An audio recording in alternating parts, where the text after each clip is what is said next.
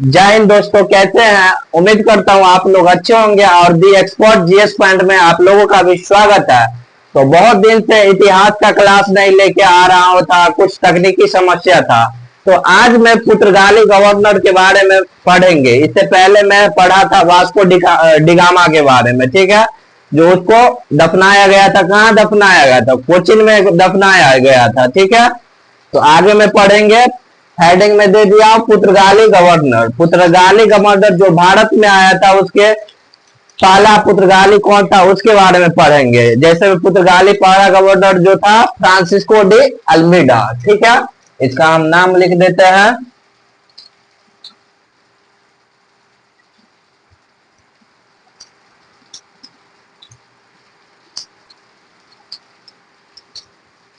नहीं तो शॉर्टकट नाम लिख देते हैं, डी अल्मीडा, ठीक है। डी अल्मीडा, ठीक है। इसका जो भारत में जो गवर्नर के रूप में आए थे 1505 से 1509 तक, ठीक है। इसका जो पहला जो था वो पुर्तगाल के प्रथम गवर्नर जनरल थे, ठीक है। तो वो फ्रांसिस्को डी अल्मेडा जो थे वो पुर्तगाल के प्रथम गवर्नर थे।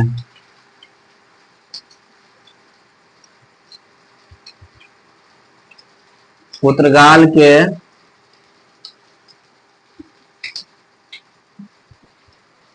प्रथम गवर्नर थे। कौन थे? पुर्तगाल के फ्रांसिस्को डी अल्मीडा, ठीक है। उसके बाद इसके बारे में पढ़ेंगे। वो जो थे फ्रांसिस्को डी अल्मीडा, वो ब्लू वाटर पॉलिसी अपनाया था। ब्लू वाटर पॉलिसी जो होता है उसे कॉटेज सिस्टम भी बोलते हैं या शांत जल की नीति बोलते हैं, ठीक है दोस्तों। तो इसे शांत जल की नीति बोलते हैं, शांत जल की नीति या ब्लू वाटर पॉलिसी।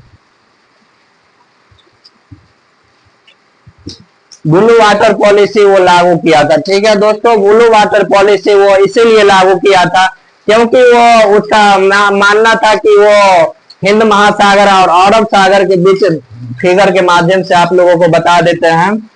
सबसे पहले ये भारत का मैप बना लेते हैं, ठीक। इधर जो यूरोप जो थे, यूरोप यूरोप के अंतर्गत आता है पुर्तगाल। पुर्तगाल के जो भी मतलब वायसराय जो थे फ्रांसिस्को डी अल्मेडा, वो भारत से व्यापार करने के लिए वो पूरा भारत पर एकाधिकार स्थापित कर लिया था। जो एकाधिकार स्थापित कर लिया था वो चाहता था जो भी व्यापार करेगा, व्यापारियों ने वो मतलब सबसे पहले फ्रांसिस्को डी अल्मेडा से वो मदद लेगा या मतलब उससे पूछेगा, ठीक है। तो उसी को मतलब पूरा हिंद महासागर पे वो कब्जा स्थापित कर लिया था, ठीक है। तो उसके बाद आगे पढ़ेंगे। तीसरा पॉइंट, फ्रांसिस्को डी अल्मेडा जो तीसरा पॉइंट जो है 1508 में उन्होंने चोल के युद्ध में, 1508 में उन्होंने किसके युद्ध में? चोल के युद्ध में, ठीक है। 1508 में चोल के युद्ध में वो अपना वो लड़ाई स्टार्टअप किया था। गुजरात के जो शासक थे वो स्टार्टअप किया था, उसके साथ युद्ध किए थे। गुजरात के शासक के साथ युद्ध हुआ था। गुजरात के शासक के साथ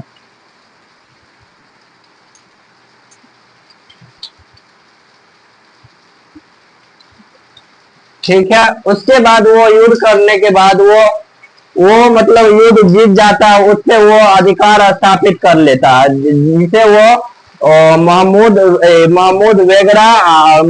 वेगरा और तुर्की के शासक को वो हिंद महासागर पर वो नियंत्रण स्थापित कर लेता है। ठीक है दोस्तों, अब अगला पुर्तगाली गवर्नर जनरल के बारे में पढ़ेंगे, जिसका नाम है अल्फांसो डी अल्बुकर्क। क्या नाम है? Alfonso de Albuquerque. इसके बारे में पढ़ेंगे। ये दूसरा थे पुर्तगाली गवर्नर। लेते हैं दूसरा marker, 1 minute.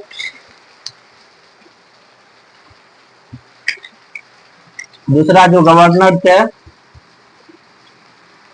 Alphonso de Albuquerque, इसका शॉर्ट नेम लिख देते हैं डी अल्बुकर्क और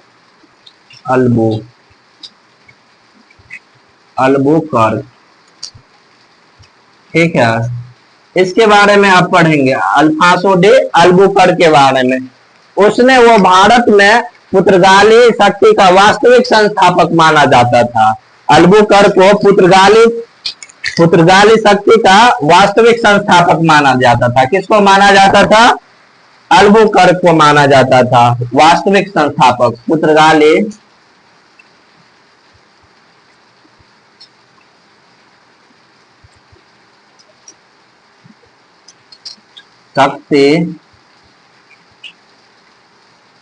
शक्ति का वास्तविक संस्थापक माना जाता था। ठीक है, पुर्तगाली शक्ति का वास्तविक संस्थापक माना जाता था। ठीक है, उसके बारे में सेकंड पॉइंट पढ़ते हैं। वो जो पुर्तगाली शक्ति का जो वास्तविक संस्थापक किसको माना जाता है? अल्बुकर्क को। उसके बाद में बताते हैं, वीडियो को रोक दो, अगला बताते हैं। ये सब हो गया है, तो आप लोग ये सब नोट कर लीजिए अच्छे तरीके से। ठीक है,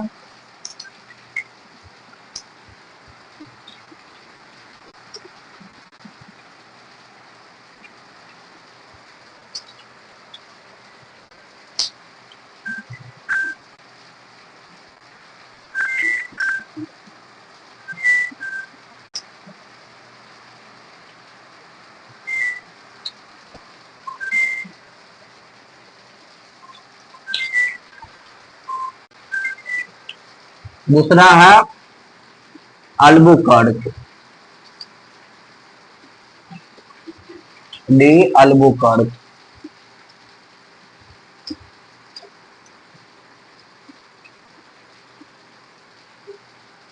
ठीक है, इसका जो कार्यकाल जो था अल्बुकर्क का 1509 से 1515 तक था। कब से कब तक था? 1509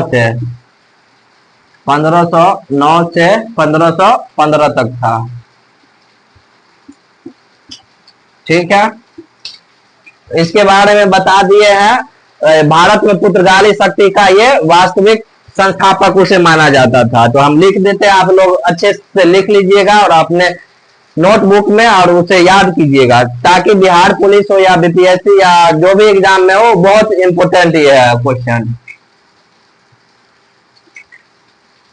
इसे पुर्तगाली शक्ति का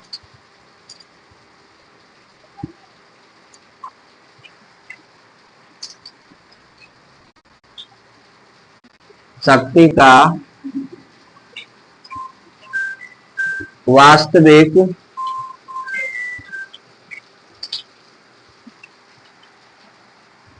संस्थापक माना जाता है।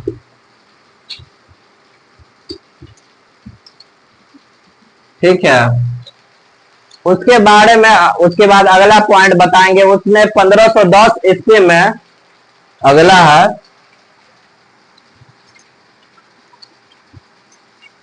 अल्बुकर्क ने मतलब 1510 ईस्वी में 1510 ईस्वी में उसने गोवा को बीजापुर के शासक आदिल शाह से छीन लिया था। गोवा के शासक आदिल शाह से छीन लिया था। ठीक है, कब छीना था? 1510 में छीना था।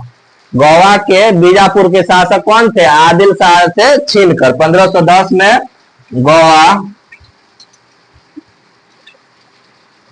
गोवा के शासक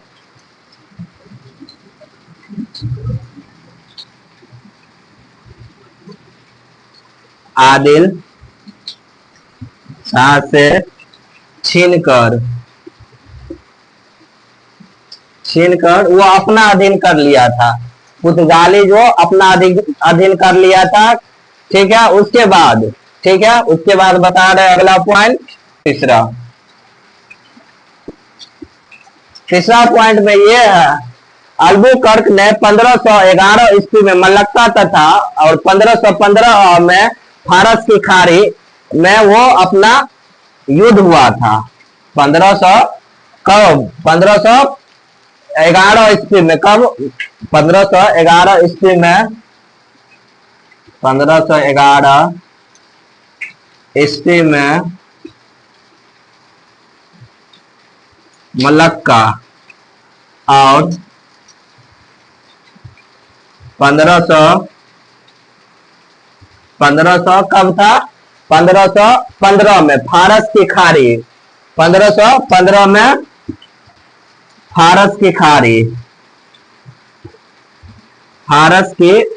खाड़ी के हम होर्मुज बंदरगाह पर वो अधिकार कर लिया था। कौन कर लिया था?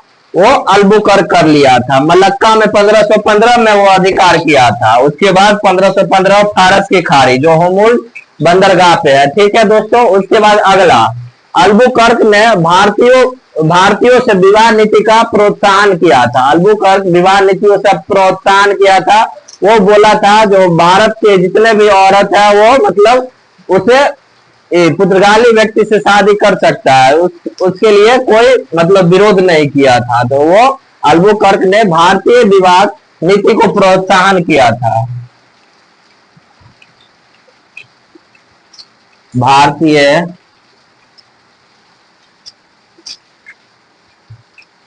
विवाह नीति को प्रोत्साहन किया था।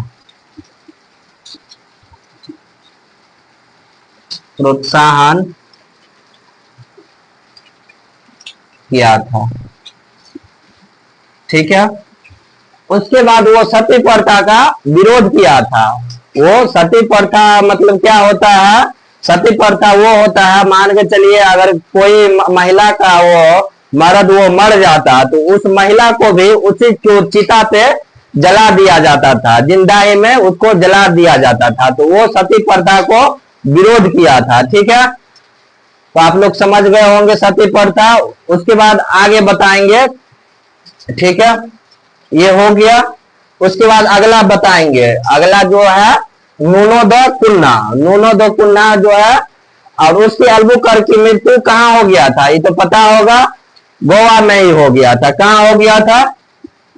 एक पॉइंट भूल गए थे, इसकी मृत्यु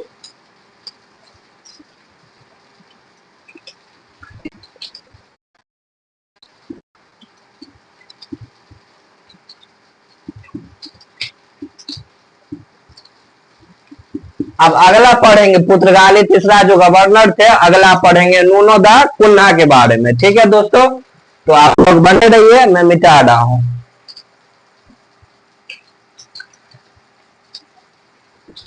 आप लोग ये अच्छे तरीके से नोट कर लीजिए और उसे याद कीजिए, ताकि कोई भी एग्जाम हो, बिहार पुलिस हो या बीपीएससी हो या बिहार दरोगा का या इंडिया का कोई भी एग्जाम हो, यहाँ से क्वेश्चन 1 या 2 नंबर का आता ही है। क्योंकि ये मेरा एक्सपीरियंस है, क्योंकि मैं बहुत सारा एग्जाम दे चुका हूं और बहुत सारा एग्जाम क्वालिफाई किया हूं, इसलिए आप लोग को बता रहे हैं। अगला जो है नूनो द कुन्हा। ठीक, इसके बाद इसको तो मिटा देते हैं, ये तो पता हो गया।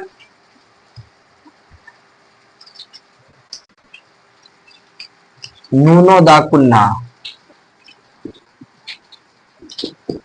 तो डायरेक्ट लिख देते हैं, या बड़ा नाम है या कुन्हा लिख देते हैं। ठीक है, कुन्हा। इसका जो शासन काल रहा था वो गवर्नर के पद पे 1529 से लेके 1538 तक रहा था। कब से कब तक रहा था? 1529 से लेके 1538 तक था। तो यहां लिख देते हैं 1529 से लेकर 1538 तक था, 38 तक। ठीक है, इसके बारे में आप बताएंगे। वो जो थे 1530 ईस्वी में कोचिन की जगह वो गोवा की राजधानी स्थापित कर लिया था। 1500 कब स्थापित किया था? 1510 में, 1530 में। ठीक है, 1530 में गोवा को राजधानी में अपना परिवर्तित कर लिया था। कोचिन की जगह गोवा को परिवर्तित कर लिया था, गोवा राजधानी बना दिया था।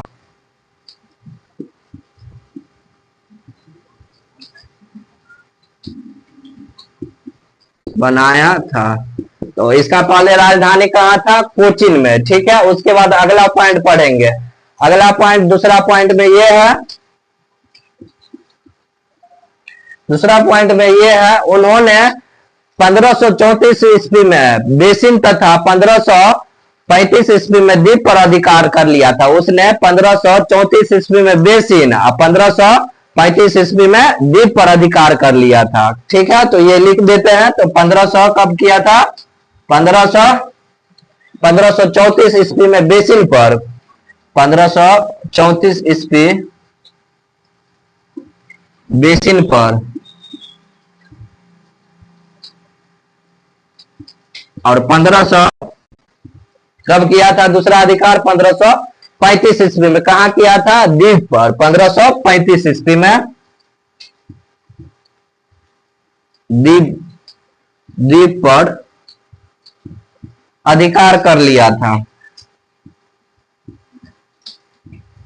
अधिकार कर लिया था। ठीक है, तो ये मतलब पुर्तगाली गवर्नर के बारे में पता चल गया। तो अब उसके बारे में आप लोग अच्छे से पढ़िए। ठीक है, तो अगले वीडियो में मिलते हैं, तब तक के लिए बाय। जय हिंद, जय दोस्तों। ठीक।